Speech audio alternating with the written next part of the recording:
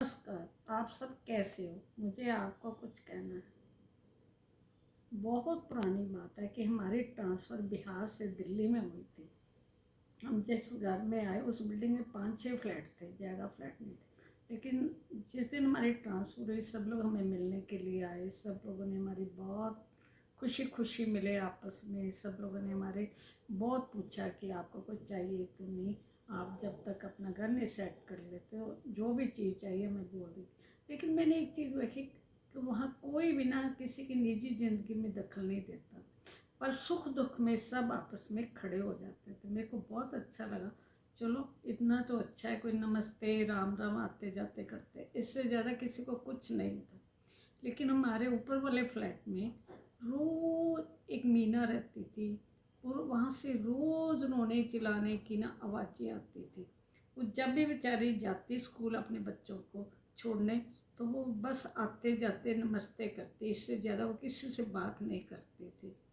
मेरे को उसके चेहरे की उदासी देखी नहीं जाती थी। मैं बहुत परेशान होती थी। मैं चाहती थी कि उसकी कुछ मदद कर सकूं। और सब ऊपर वाले भी चाहते थे कि उसकी, लेकिन वो बहुत मैं वाली थी। घमंड नहीं था, लेकिन वो इस तरह रहती थी कि उसको ना मतलब कोई हीन भावना ना महसूस करे। उसके बच्चे भी बहुत पढ़े लिखे पढ़ रहे थे, छोटे छोटे, और उसके बच्चे भी बहुत मैं वाले थे। वो किसी से कुछ नहीं लेते देते थे। लेकिन धीरे धीरे पता चला कि जो उसके हस्बैंड थे ना वो बहुत झूठ बोलते थे। इतना झूठ कि उन्होंने जो भी ज़िंदगी की इमारतें खड़ी की थी वो सब झूठ की बुनियाद पे खड़ी थी। लेकिन कुछ समझ नहीं आ रहा था। मैं तो कुछ कह कर नहीं सकती थी। मैं बस इतना जानती थी, मैं जब वो रोती थी या चिल्लाती थी फिर थोड़ी देर बाद आवाज़ें बंद हो जाती थी।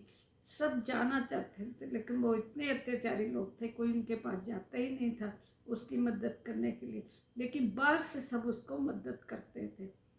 बहुत मतलब भी उसके जो बच्चे थे वो भी बेचारे हीन भावना से रहते थे। किसी को मजबूर से बच्चे अपनी माँ के साथ ही चिपटे रहते थे। माँ भी अपने सिर्फ बच्चों के साथ ही रहती थी। उसका एक ही एम था कि मैंने अपने बच्चों को पढ़ाना लिखाना, जैसे भी हालात हो जाए, जैसे मेरी ज़िंदगी हुई है मेरे बच्चों की ना हो। उसने सिर्फ अपने बच्चों की पढ़ाई की तरफ ही ध्यान दिया। लेकिन एक दिन उनके घर पर इतनी चिल्लाने की, शोर मचने की आवाज़ें लगी, समझ ही नहीं आया किसी को ऊपर नीचे। और एकदम इतना लगा कि उनके घर कोई पता नहीं कौन आ गया। सब लोग भागे गए, देखने लगे तो उनके घर में बहुत सारे लोग खड़े थे बाहर। वो उनको बहुत धमकियाँ उस औरत को दे रहे थे कि तो आपने ना हमारे पैसे ले लिए, हमारे पैसे दो वापस, आपने ये किया, आपने वो किया, ये किया। क्योंकि उसका आदमी बहुत गलत था, सबको पता था। लेकिन कोई कुछ बोलता ही नहीं था। किसी की निजी जिंदगी में बोलने का कोई अधिकार ही नहीं। उसने अपने झूठ के कारण अपने परिवार को, अपने आप को उसने बहुत ही परेशान कर दिया। और इतनी परेशानी पैदा कर दी कि वो बेचारी बहुत, उसको किसी बात का पता ही नहीं था। उसको नहीं पता था कि मेरा सब कुछ ही लुट गया, मेरे पास कुछ भी नहीं। उस इतने लोग उसको धमकियां दे रहे थे, कोई कुछ बोल रहा था, कोई कुछ। उसने व्यापार में भी बहुत, उस आदमी ने घाटा डाल दिया उसकी गलत आदत के कारण। वो बहुत परेशान रहती, बहुत।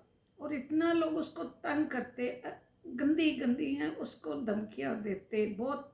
उसको समझ ही नहीं आता था। छोटे छोटे बच्चे थे बिल्डिंग में, वो सबसे छोटे बच्चे उसके उसी के थे। और इतना परेशान, फिर धीरे धीरे इतनी बात बढ़ गई कि उनके रिश्तेदारों को आना पड़ा। रिश्तेदार आते रोज फैसले कराते, और सब लोग उसमें अपना मतलब ही ढूंढ रहे थे। सब उसको ही गलत कह रहे थे। सब चाहते थे कि ये पूरी तरह तबाह हो जाए और बच्चे तबाह। कोई उसको कहने आया अपने बच्चों को स्कूल से उठा ले, अब तो फीस नहीं भर सकेगी। कोई उसको कह रहा था तेरे को खाना नहीं मिलेगा, तेरे को बाहर भीख मांगनी पड़ेगी। कोई बदमाश लोग आते, बहुत आते। लेकिन एक बात वहाँ बहुत अच्छी थी कि जो ऊपर नीचे वाले से ना कोई भी उनसे कुछ मांगने आता करता तो उसको ना वो सब बाहर निकाल देते। कहते जब तक हम इसके भाई, इसके बड़े पापा टाइप सब हैं तब तक आप इसके अंदर बिल्डिंग के नहीं आ सकते। और औरतें भी सब उसका ही साथ देती, क्योंकि जो झूठ होता है ना वो झूठ बहुत गलत काम कराता है, लेकिन जो सच होता है ना, वो जो अंधेरी गहराई में भी चला जाता है, अंधेरी खाई में भी चला जाता है, वो फिर भी लौट के आ जाता है। धीरे धीरे उसके सब रिश्तेदारों ने उसको तबाह करना चालू कर दिया, लेकिन उसको अपने ऊपर नीचे वालों की बहुत साथ था, बहुत साथ था। वो इतना सबने साथ दिया कि वो ना, मतलब भाई, अपने आप को एक अच्छा महसूस करने लगी। और एक दिन ऐसा हुआ कि उसके सारे रिश्तेदार इकट्ठे हुए, उनकी मनसा की उसका मकान लूट लें। वो बेचारी बहुत परेशान, उसको कुछ समझ ही नहीं आ रही थी। तब बहुत लोग आए और रिश्तेदार ने बहुत कोशिश की, लेकिन उनकी कोशिश चली नहीं। और उसने ना, उसके जो रिश्तेदार आए थे ना, उन लोगों ने चाहा कि इसको बाहर ऊपर नीचे बदनाम करते। उसके रिश्तेदार ऊपर गए नीचे गए, सब, वो जिस घर में भी उसकी शिकायत लेके या कुछ करने जाते, तो सब कोई उनको बोलता, आप तो घर की बेटी हो, आपको नहीं ऐसे करना चाहिए। कोई उसको कुछ बोलता, किसी ने उसको दरवाज़ा नहीं खोला। फिर मैं नीचे जा रही थी, मैं देख रही थी, वहाँ हमारे नीचे एक डॉक्टर रहती थी। वो औरत और उसके सारे रिश्तेदार जो उसका तबाह करना चाहते थे, वो उस डॉक्टर के घर गए, उन्होंने बेल बजाई, तो डॉक्टर सब बाहर आए, मैं पीछे सुन रही थी। वो कहते, आपको क्या काम है? कहती, मैं ना उसकी रिश्तेदार हूँ।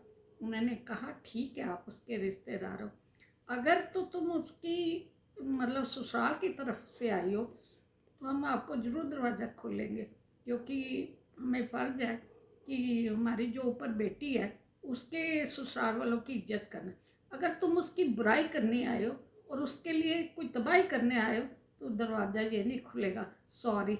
ऊपर नीचे वालों ने उसका इतना साथ दिया, इतना साथ दिया कि वो आज फिर से जीवन में बहुत अच्छी तरह खड़ी।